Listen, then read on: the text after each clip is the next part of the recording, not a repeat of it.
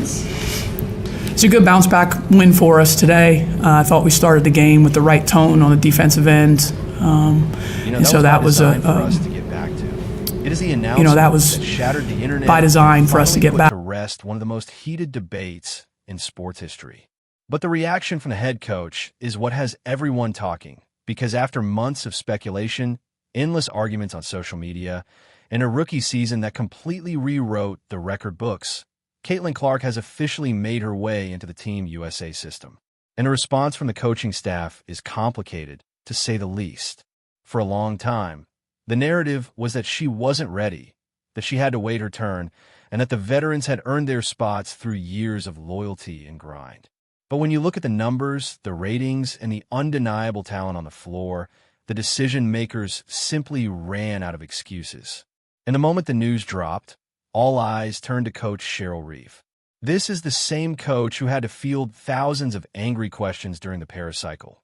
The same coach who famously said roster spots aren't handed out based on fan bases. So what changed? Did the coaching staff truly have a change of heart? Or was the pressure from the league, the sponsors, and the sheer, undeniable dominance of Clark simply too overwhelming to ignore? But she started picking pockets and reading passing lanes better than veterans who had been in the league for a decade. They said her efficiency would drop, yet she began pulling from the logo with a hand at her face and burying it.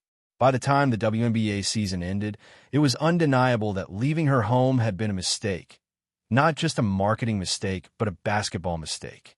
The conversation shifted from, she needs to wait her turn, to, how do you leave the best playmaker in the world off the roster?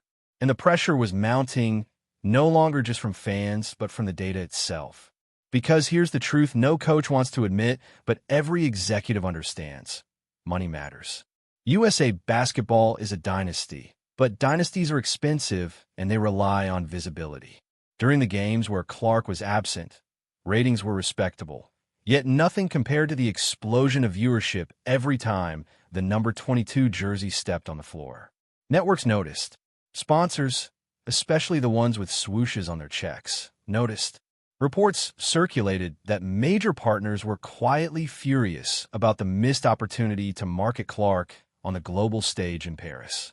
When you have a generational talent bringing millions of new eyes to the sport, and you leave her home, from a business standpoint, it borders on malpractice. This financial reality tightened a vice grip on the selection committee. They could no longer hide behind basketball reasons because basketball reasons were now arguing in Clark's favor, and the business reasons were screaming it. That's when the tone of the coaching staff began to shift.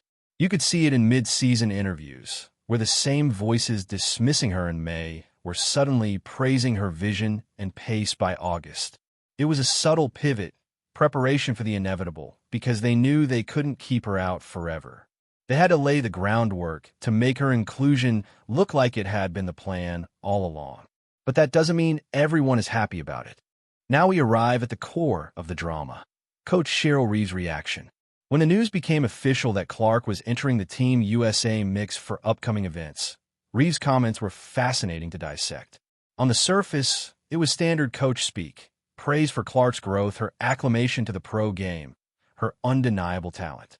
But if you listen closely to the phrasing, you can still hear the friction. There's a subtle insistence that Clark is earning this spot now, implying she hadn't earned it before, a defense mechanism. Because admitting Clark should have been there all along would mean admitting a failure in judgment, and coaches at this level rarely confess they were wrong. Instead, the narrative shifts. The time off was good for her. Not playing in the Olympics saved her legs, allowed that historic second half of the season to happen. A convenience story, isn't it? We did her a favor by snubbing her. Yet body language experts studying recent press conferences point to a stiffness when the topic arises. A noticeable difference in tone when the staff discusses veteran pillars like Breanna Stewart or Aya Wilson compared to Clark. With the vets, there's warmth and shared history. With Clark, it feels transactional, as if they know they need her but resent that she holds more power than they do. And make no mistake, Caitlin Clark has the power now. She is the face of the sport, and the coach must navigate a locker room where the rookie is the biggest star. Which brings us to the most volatile piece of the equation, locker room dynamics, and how the veterans will react to Clark officially becoming the centerpiece. We all remember the comments from Diana Taurasi. The reality is coming warning that sounded more like a threat. We saw the hard fouls, the face guarding, the relentless physical play aimed at Clark all season long. What some called a welcome to the league, and others called jealousy. Now, those same players have to share a bench with her, pass her the ball, and watch as the media overlooks their gold medals to ask Clark about her sneakers, a dangerous recipe for team chemistry. It's the coach's nightmare to manage, because if the veterans freeze her out, the team fails. But if the coach caters too much to Clark, she risks losing the locker room. Clark's official inclusion signals that the torch is being passed, yet the old guard isn't ready to release it. We saw flashes of this tension in the All-Star game, where her chemistry with Angel Reese looked smoother than it did with Team USA veterans, a quiet warning sign.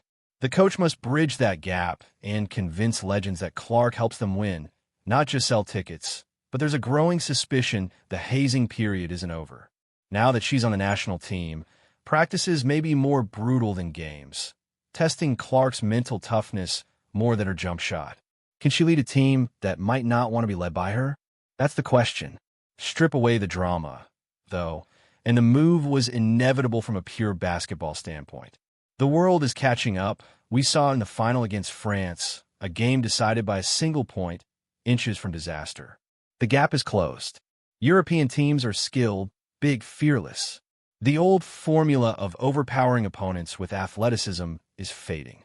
Now you need elite shooting, spacing, and playmaking to crack a zone defense. Exactly what Clark provides. She's the best floor spacer on the planet. Her range stretching defenses to 30 feet, opening the paint for stars like Aya Wilson and Breanna Stewart. Without Clark, the offense can stagnate into isolation. With her, the court breathes. The staff, despite their pride, knows this. They watched the tape, saw the fourth quarter stagnation, and understood they might not survive another scare without an offensive engine like Clark.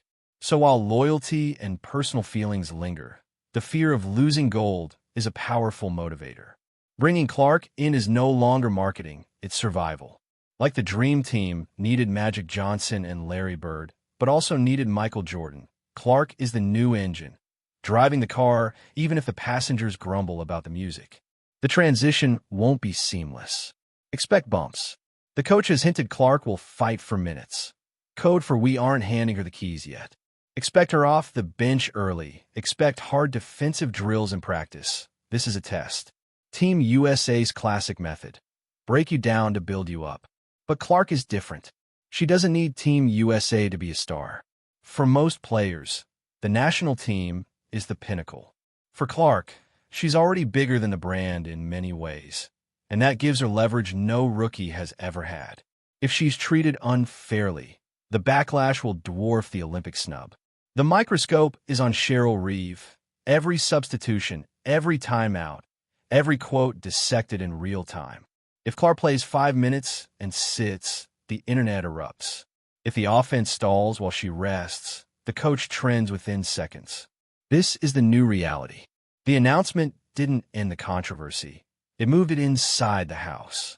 And the future lineup? Imagine a backcourt of Clark and Paige Buchers, a duo that could dominate international basketball for a decade. The coach knows this, and she knows that as great as Diana Taurasi has been, time is undefeated. Roster turnover is coming. By bringing Clark in now, they've started the clock on the next generation, a signal to the world that the reload has begun. But it raises brutal questions. If Clark is in, someone is out. Loyal soldiers who gave their summers for years are about to lose their spots to a phenomenon, and that breeds resentment. The coach must deliver that message. Sorry, you're out. We need the roster spot for the player everyone is talking about. It's a harsh business. The reaction from those on the bubble is silence, but it's a loud silence. Now those same veterans find themselves sharing the bench with her, forced to swing her the ball and watch as cameras drift past their gold medals just to ask Clark about her sneakers. A volatile mix that could fracture any locker room. It's a coach's worst fear. Freeze her out and the team collapses. Favor her too much and the room turns cold. Her arrival feels like a torch being passed in real time. Yet the old guard's grip hasn't loosened, and that tension flickered during the All-Star game, where her rhythm with Angel Reese looked smoother than with Team USA vets. A subtle warning siren.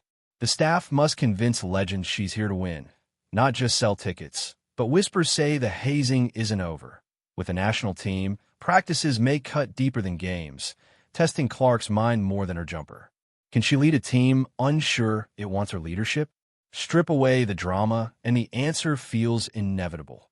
The world is catching up, proven in that nerve-shredding one-point escape against France. The gap is closing. Europe is skilled, big, fearless, and brute athleticism alone is fading. Modern survival demands elite shooting, spacing, and playmaking to crack a zone, precisely Clark's domain. Her gravity stretches defenses to 30 feet, prying open lanes for Aya Wilson and Breanna Stewart. Without her, the offense can stall into isolations, but with her, the floor breathes. Pride aside, coaches saw the fourth-quarter stagnation on film and know the next scare could cost gold without an engine like Clark. This is no longer marketing, it's survival. Like Magic and Bird needed Jordan, this machine needs her ignition, even if veterans bristle at the music she plays. The transition won't be smooth. Expect bumps, expect her minutes earned the hard way. Code for keys not handed over. Early games may bring bench roles and defensive trials in practice. The classic Team USA crucible meant to break you down to build you up. Yet Clark is different. She doesn't need Team USA to be a star. If she's treated unfairly, backlash will dwarf the Olympic snub. Every substitution and quote from Cheryl Reeve dissected in real time. 5 quiet minutes, and the internet erupts.